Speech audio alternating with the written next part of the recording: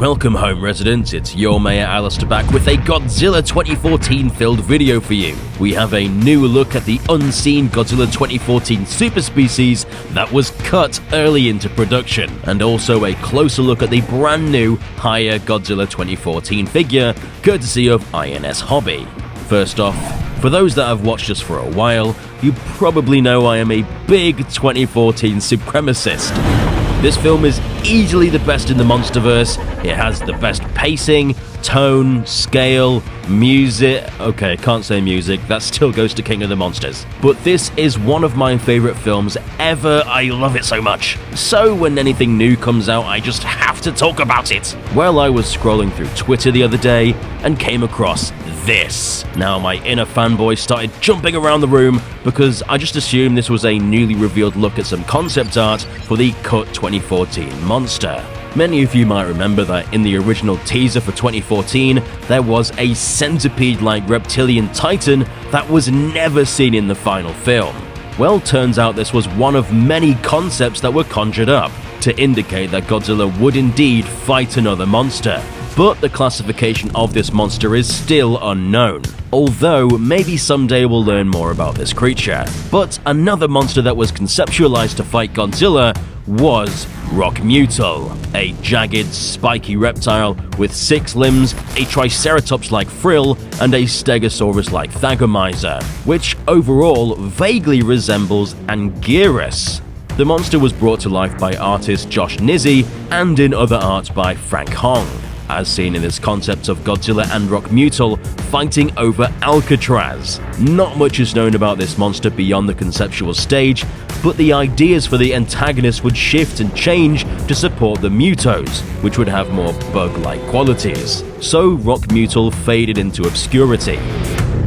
Until I saw this art, and all the memories came flooding back. Turns out these are fan recreations by Jared Modena, giving us an up-close look at the never-seen-before Titan. And it just looks beautiful. You may know Jared from some of the most iconic images in the Godzilla community, so go give him a like and follow over on ArtStation. He does an excellent job bringing this monster to life in a way where we can really envision this thing fighting Godzilla in 2014. Honestly, I could believe this was a Godzilla killer more than the Mutos. This thing is a beast, with all those spikes, its bulkier build, sharp claws, and frill shield protecting its vital area, the neck. Just imagine this thing charging through the city, pushing skyscrapers aside with ease, before impaling Godzilla in the belly with its cranial horns. And that tail thagomizer was built to do some serious damage. This could really have been the Monsterverse's equivalent to Anguirus, which would be symbolic considering that he was the first monster Godzilla ever fought. The Monsterverse doesn't really have a substitute for Anguirus. The best we got was his skeleton in King of the Monsters, but that doesn't count. I don't want a dead Anguirus. I really hope we see this design in the future because it's too good to waste. Before we get to our next topic, give this video a like and comment whether you'd like to see Rokmutul in a future Monsterverse film, because the more interactions a video gets, the more views it gets, and we want more people to see this. So make it happen, my pretties. Now on the topic of 2014, here's Godzilla 2014. I've been waiting for this figure for ages, and I'm so happy I can finally unbox it for you. I was sent this figure by INS Hobby, so big thanks to them. Hiya also literally just announced a new translucent atomic breath Godzilla 2014, so if you want to pre-order that, click the link in the description. Now, I'm gonna be my own headless voice since there was some super loud building work going on at this time, which was obviously super convenient, but anyway, as you can see on the front, there's a big picture of Godzilla in some suspiciously King of the Monsters style box art. So let's get this thing opened up to get a better look. In the plastic container, you can see Godzilla all snug and wrapped up, alongside 2 replaceable hands, which for some reason are super hard to get out. Really struggled with this one, but I managed eventually with a little force. As you can see, I'm quite excited to get this thing open. Now let's get Godzilla out of his mummified prison, and immediately his hand came loose and eventually just fell off, which isn't a good start.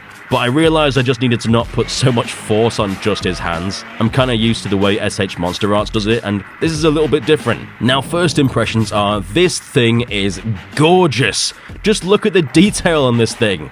And of course the dorsal plates, since that's probably the reason 90% of you are buying this thing.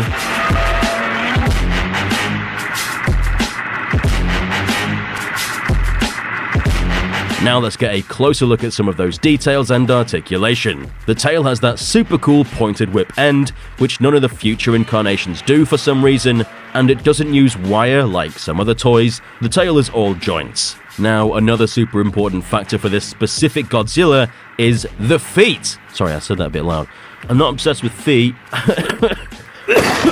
I'm one that actually really likes the design of his feet here, which is funny because I hated them originally, but the figure gets the details down to a T. They look screen accurate, so that is a massive plus for those sauropod feet lovers. The face has so much detail, and the eye is actually painted on the right place, though it looks like he hasn't brushed his teeth in a while.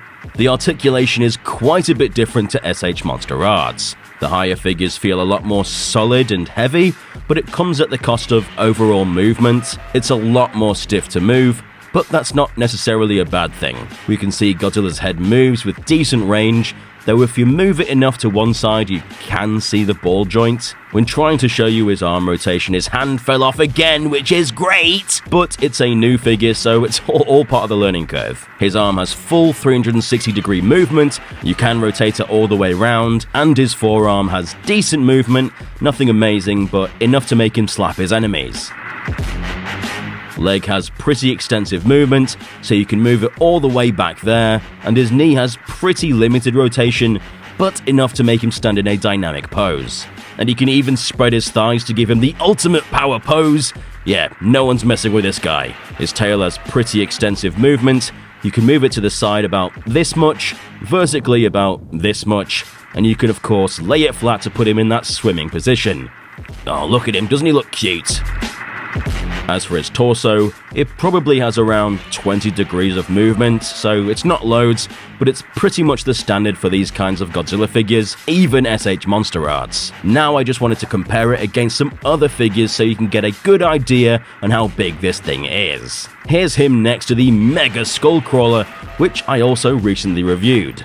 Another great figure from Hiya, who's just been on a roll recently. I love the way it opens his mouth. You can see it's probably scale accurate to what it was like in Godzilla vs. Kong. You can easily make them fight if that's your cup of tea, but I mean obviously Godzilla's winning.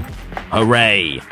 You can even make it ride him if that's something you want to do, you freak. But next let's compare it against a competing figure company, SH Monster Arts. This is their King of the Monsters figure from 2019, and they're a pretty similar size. I'd say the Monster Arts figure is slightly taller, mostly because of the way it's positioned. But if you look from the back, you'll notice that Hiya's figure is noticeably chunkier than Monster Arts, which is of course way more accurate to how it was on screen. Monster Arts still has more fluid articulation, but that's what you're paying a premium for. But I'd say Hiya's toy is way better if you're looking for detail. Here it is in better lighting, so you can just see the difference in the level of detail we're dealing with here. And Hiya's is a third of the price, which is crazy. The thing is beautiful. There they are doing a little dance before we move on to a totally real and not bootleg SH Monster Arts Mecha Godzilla. This thing is a beast. Just look at how much taller this thing is. I struggle to make even Godzilla look up at him, but he just about manages. But in terms of detail, these two figures go together nicely. They look like they could be of the same line. I'd say it's probably screen accurate as well, since Mechagodzilla is officially 400 feet tall. That height difference looks around 50 feet to me. Now for shits and giggles, let's pull out the Jada Heat Ray Breath Godzilla Evolved. Yeah, Godzilla doesn't even reach up to his torso. He can't even look up that high. You can easily fit Godzilla's head in Godzilla Evolved's mouth. So yeah, I don't think the scaling on these toys is quite right. Overall, this figure is amazing. It's easily become one of my favorites in my collection. I've always wanted an accurate Godzilla 2014 figure, and the old NECA figure just didn't quite cut it. The articulation is good, but perhaps a bit stiff.